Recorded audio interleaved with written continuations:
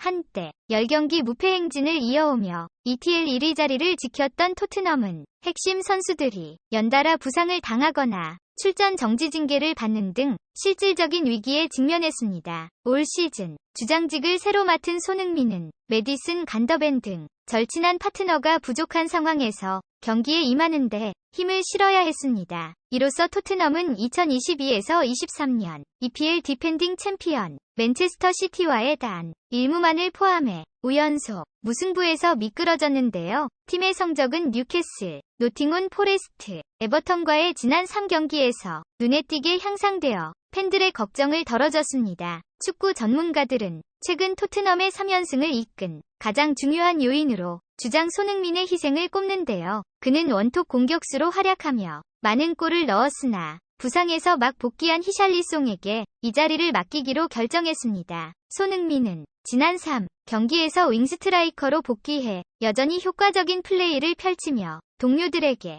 귀중한 기회를 많이 만들어줬는데요. 특히 오랫동안 최악의 성적을 냈던 히샬리송을 부활시킨 인물로도 알려져 있습니다. 그래서 1.5군을 이끄는 것이 여전히 불안정하더라도 손흥민은 여전히 주장으로서의 역할을 잘 수행하고 있는데요. 영국 매체는 최근 토트넘과의 경기 후 뉴캐슬, 노팅엄, 에버턴 감독들의 인터뷰에서 놀라운 공통점을 발견했습니다. 이 공통점이 무엇인지 살펴보겠습니다. 토트넘은 지난 10일 런던의 토트넘 호스퍼 스타디움에서 개최된 2023-24 잉글랜드 프리미어리그 16라운드에서 뉴캐슬을 4-1로 이기며 승리를 차지했습니다. 최근 5경기에서 1무 4패로 조금 힘들었던 토트넘은 크리스탈 팰리스전 이후 처음으로 승리하여 그때 9승 3무 5패로 리그에서 5위를 유지했습니다. 한편 2연패를 기록한 뉴캐슬은 현재 8승 2무 6패로 리그에서 7위를 기록했는데요. 팀의 주장 손흥민은 이 경기에서 선발 출전하며 90분간 1골과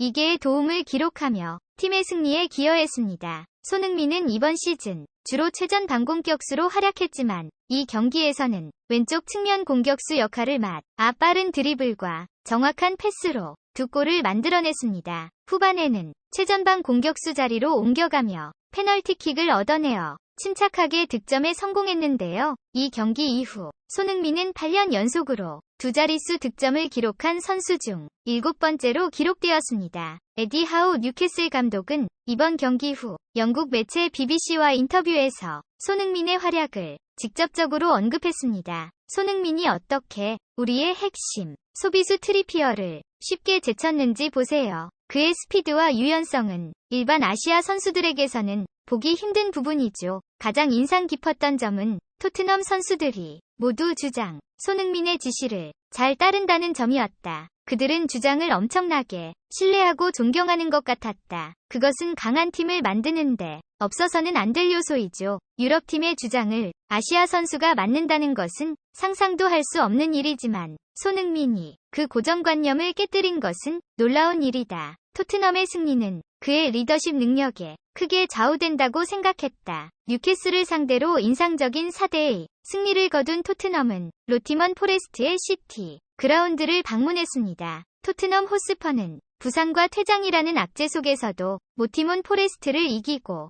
2연승을 차지하며 드디어 긍정적인 흐름을 이어갔습니다. 손흥민은 선발로 출전하여 88분간 플레이했지만 이날은 공격 포인트에 직접적으로 기여하지는 못했는데 공격진에서 활발한 움직임을 보여주며 팀의 승리에 도움을 주었습니다. 토트넘은 지난 16일 오전 5시에 토트넘의 시티 그라운드에서 열린 2023-24 시즌 잉글랜드 프리미어리그 17라운드 원정 경기에서 히샬리송과 대한 플로시프스키의 연속골로 2대0으로 승리했습니다. 이 승리로 토트넘은 2연승을 차지하며 긍정적인 흐름을 이어가고 있는데요. 팀의 실망스러운 결과에 따라 노팅엄의 감독 스티브 쿠퍼가 해고되었고 노노 에스피리투 산투가 그를 대신했습니다. 하지만 토트넘 경기 후 스티브 쿠퍼 감독의 인터뷰에서는 득점왕 2명인 히샬리송과 쿨루세프스키를 언급하는 대신 손흥민을 언급해 팬들의 관심을 끌었습니다. 손흥민은 오늘 골을 넣지 못했지만 여전히 나에게 인상 깊은 선수다. 그는 필드 어디에나 있었고 우리 수비에 엄청난 압박을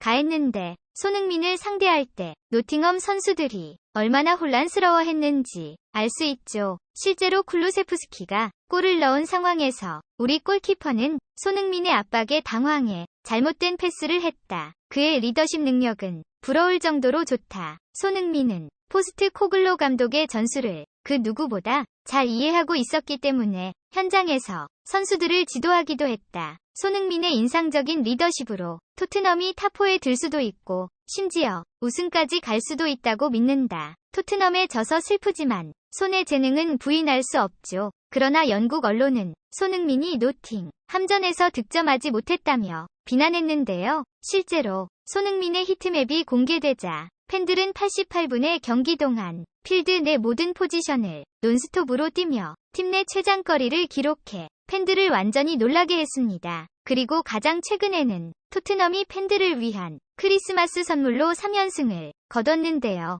토트넘은 24일 오전 0시 영국 런던의 토트넘 호스퍼 스타디움에서 열린 2023-24 시즌 EPL 18라운드 에버턴과의 홈경기에서 2대1로 이겼습니다. 이로써 3연승을 부과한 토트넘은 승점 36점을 기록하며 맨체스터 시티를 제치고 4위로 올라섰습니다. 이번 경기에서 손흥민은 전반 18분에 골을 터뜨리며 경기 내내 맹활약했습니다. 특히 2018년 크리스마스에는 토트넘이 에버턴과 맞붙어 2-1로 승리했고 이번 크리스마스에도 그런 시나리오가 반복됐습니다. 또한 인상적인 활약으로 손흥민은 압도적인 지지율로 이번 대회 최우수 선수로 선정돼 올 시즌 7번째로 최우수 선수상을 수상하는 기록을 세웠습니다. 에버턴 숀 디츠 감독도 지난 경기 후 영국 매체 데일리 멜과의 인터뷰에서 손흥민을 긍정적으로 언급했습니다. 토트넘을 상대하는 팀마다 손흥민을 막기 위해 탄탄한 수비를 구축하려는 모습이죠. 내가 관찰한 바에 따르면 많은 수비수들의 마크를 받고 있음에도 불구하고 손흥민이 공을 받을 때마다 득점하는 비율이 상대적으로 높다. 시청자들은 보이지 못했을지 모르지만 손흥민은 주장으로서의 역할을 아주 잘 해냈다. 그는 경기 중에도 항상 팀원들에게 지시를 내리고 득점 기회를 만드는데 주저하지 않는 사람이었다. 자신의 성취에 비해 팀플레이에 더 관심이 많은 것 같은데 그럼에도 불구하고 그는 여전히 흔치 않은 득점 기회를 활용했다. 그의 득점 상황을 다시 살펴보세요. 골문 앞에는 우리 선수가 6명이나 있었는데 손흥민은 극도로 좁은 공간을 즉각 발견해